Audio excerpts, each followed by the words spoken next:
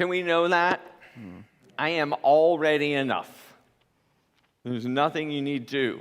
I am already enough because everything I need is within me. That doesn't mean we don't have to show up differently, but everything we need is already right here. The magnificent you, the higher you, the more fulfilled you is right here in your mind, in your body, in your very cells. It already exists. What our job is to do is to let it out, to get rid of the habitual habits that have kept us stuck, the habitual habits that have gotten us stuck in places that don't serve us, that cause us pain, and that we have become addicted to the pain. The name of the talk today, and it's missing a slide here, is this: Your Brain in Meditation. How many of you remember the commercials? I did a little bit of research on it online. They have these commercials from Your Brain on Drugs, started in the 60s, right? And then they did them in the 70s, and they did them in the 80s. They did them in the 90s. And by the time they got to the 90s, it took that egg and they smashed it with a frying pan and then broke up the whole room with the frying pan. It was a way of terrifying us into not doing something. And how often does that work? Made you want to go, what is this drugs thing they're talking about, right? So I'm going to take a different approach in my talk today about your brain on meditation.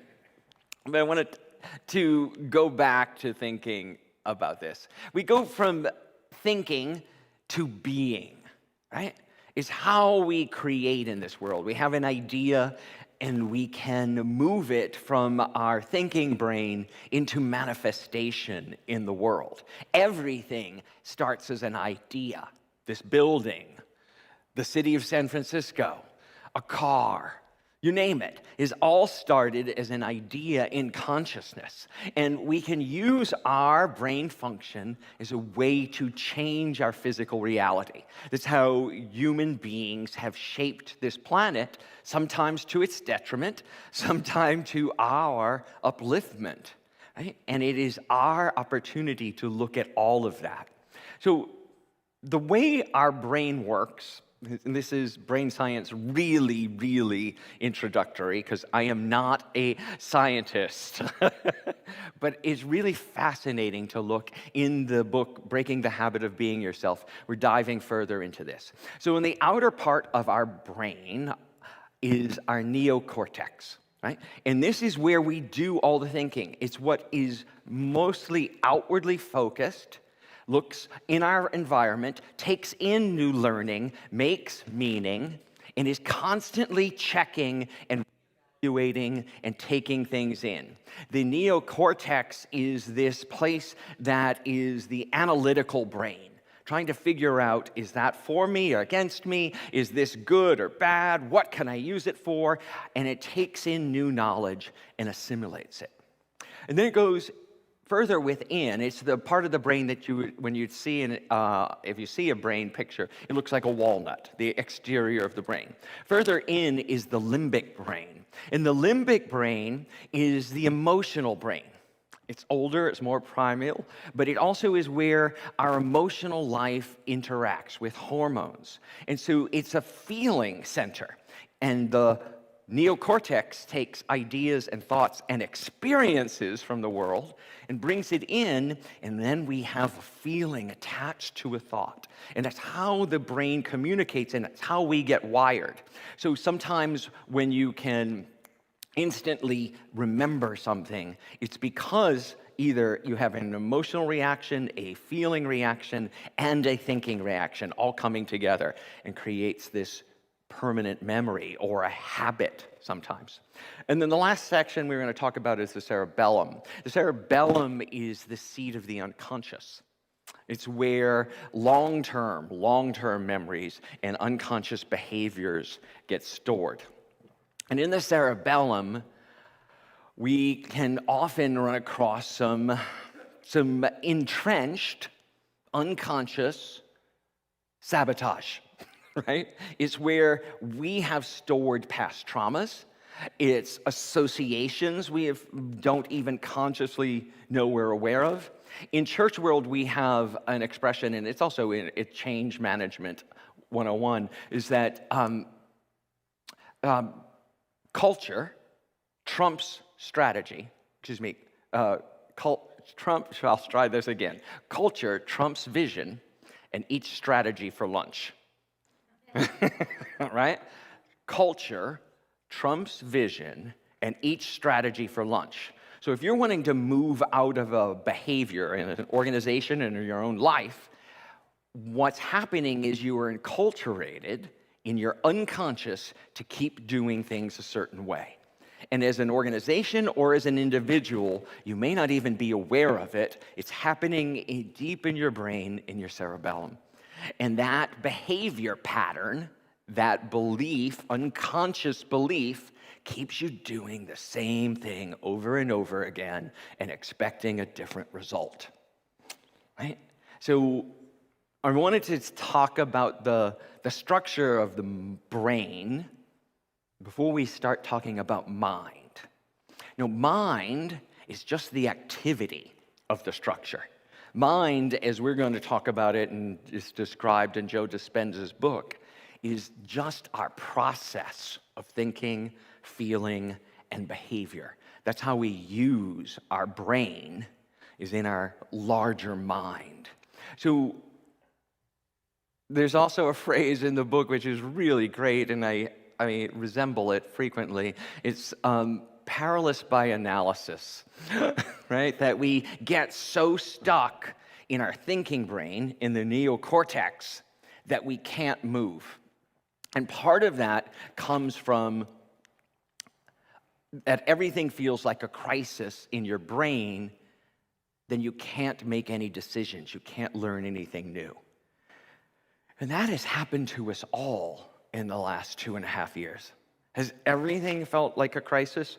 I know at work for me, it was always 1 week, what's it going to be this week, right? Every time we made a decision, it had to be reimagined, re-looked at.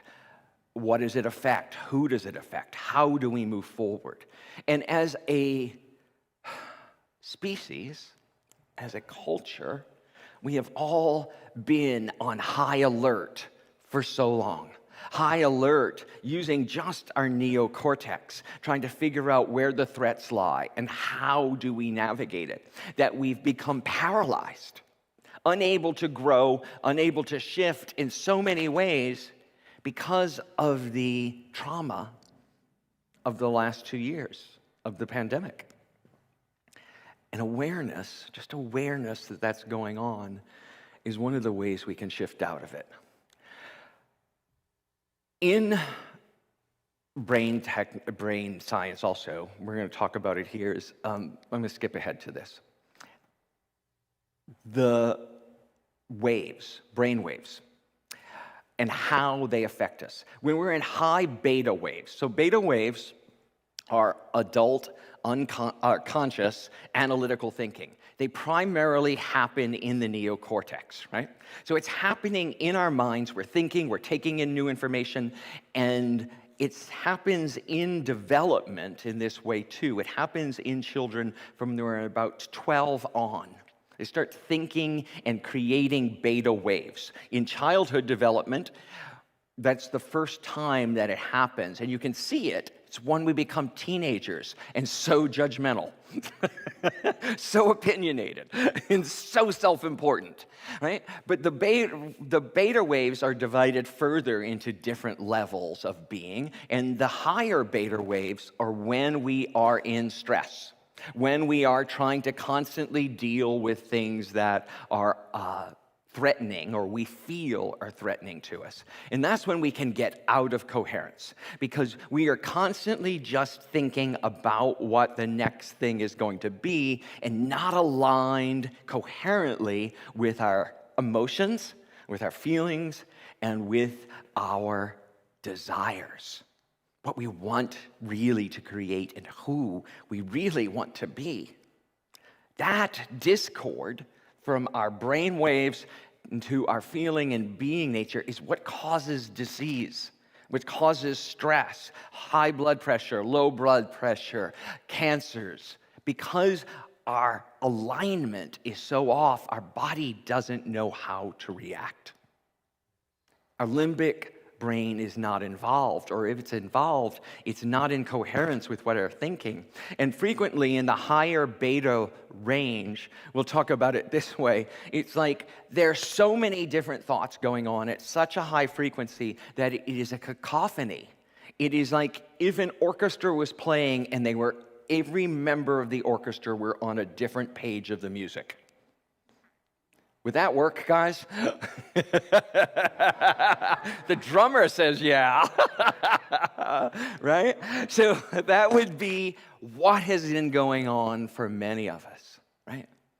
So the first is beta waves. Alpha waves are a lower frequency. So beta in megahertz, they talk about it is about 13 megahertz and up, and it goes up to about 33 megahertz. The frequency of the electromagnetic field aided by that kind of thinking, that kind of brainwave. And in alpha, which is a little also happens in children from about age 8 to about age 12. And as I am about to have an 8-year-old, and Callie and I are studying it starts to be where we have these really deep feelings, right, and emotions. It is a place in us where we are really attached to visuals and imagination, daydreaming. And it's really the place of us that is creative, that is adaptive to life itself. Those alpha waves are more coherent with our feeling nature. So they take in feelings, they create visions. It's a creative space of the brain. It's where the imagination makes things happen. In theta, going further and lower, but again, the imagination and creativity doubles down. Abstract thinking happens in theta, where we don't have to worry about time and space. Time and space disappear in theta waves, right? And it's also represented from about 2 years old in childhood development till about 6. And it has no logic. It doesn't need logic, right? That's really important because in theta, we can see beyond what we think are limitations to what's infinitely possible. And the theta waves allow us to really, really create, right? And then delta is the unconscious mind in sleep. And it also corresponds very interestingly between infants from birth to 2 years old. That's partly why they sleep a lot. They're mainly in delta brain waves, and they are just taking in life without any analytics of it, without any judgment of it, without any preconceptions. And it's why when we sleep, we have the wildest dreams, right?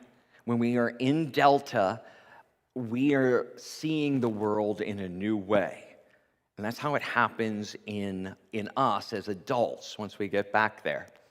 And then gamma actually is on the other side of the spectrum. It's past beta. It's a higher frequency. It's a much more resonant frequency. And it's peak experiences. It's where you can really see ESP, understand, know.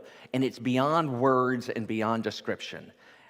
How many of us have had those moments when things just happen and we can't explain it or know it in words, but it is a beautiful, amazing spiritual moment? Those are gamma waves. And that's what brain science has told us about how this functions both physically inside of our head and how the brain waves that we create help us to resonate in different levels of the mind.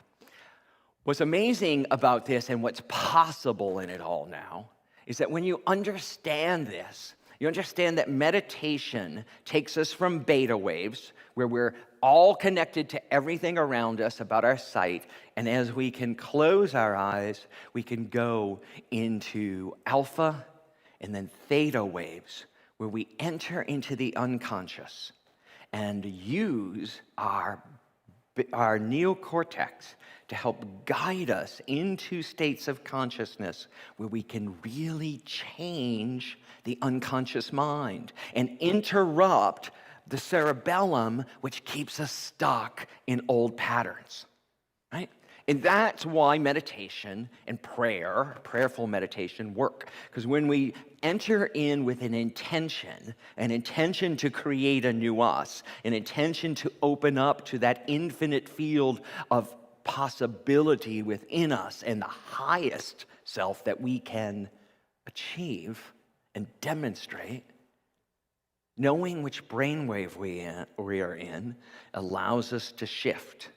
So if you're sitting in meditation and your brain won't stop, you know it's your neocortex and you're in beta.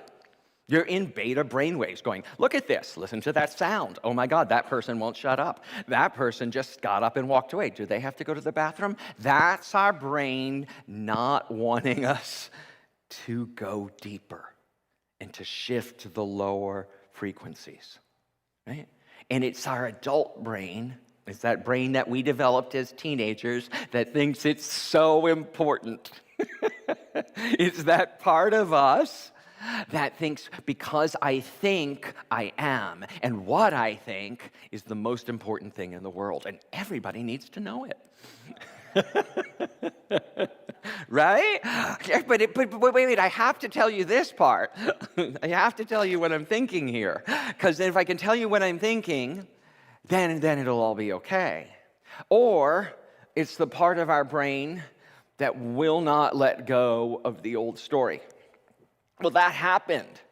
That happened to me, and that person was wrong, and I'm so mad at them, and if they only apologize, and you can hear the cycle that we've all gone through, that anger and resentment and bitterness that keeps us stuck in that frequency of the beta brainwave. When we can get to alpha, when we can think in terms of feelings, emotions, of colors, of light, and we slow down our brain, more and more becomes possible. And then, when we get to theta, when we can slow down even further, our body goes away. Our connection to our body goes away. It still functions. There's brainwaves making it, your heart still beat, you're taking in air, but you don't have to control it. And time ceases to exist. That's when you get up from the chair and you don't know how much time you've just spent in meditation, because your brain waves have shifted to a place where you are totally capable of moving and changing and reprogramming your unconscious mind. That place is power. That is how you shift. Now, it takes practice, and that's what we're going to do today. We're going to practice our brain on meditation, in meditation, and we're not frying an egg. We are literally recreating the neurocircuits of our brain function like we say we want them to function.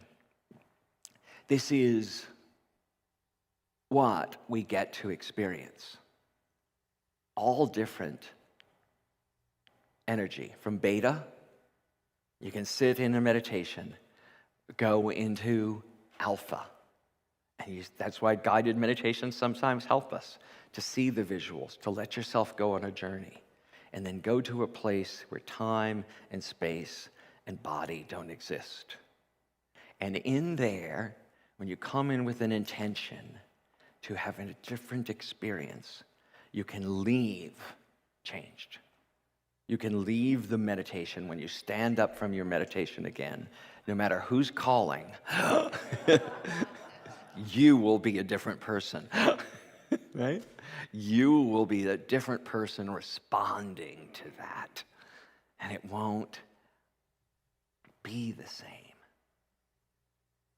We say it all the time, especially in this series.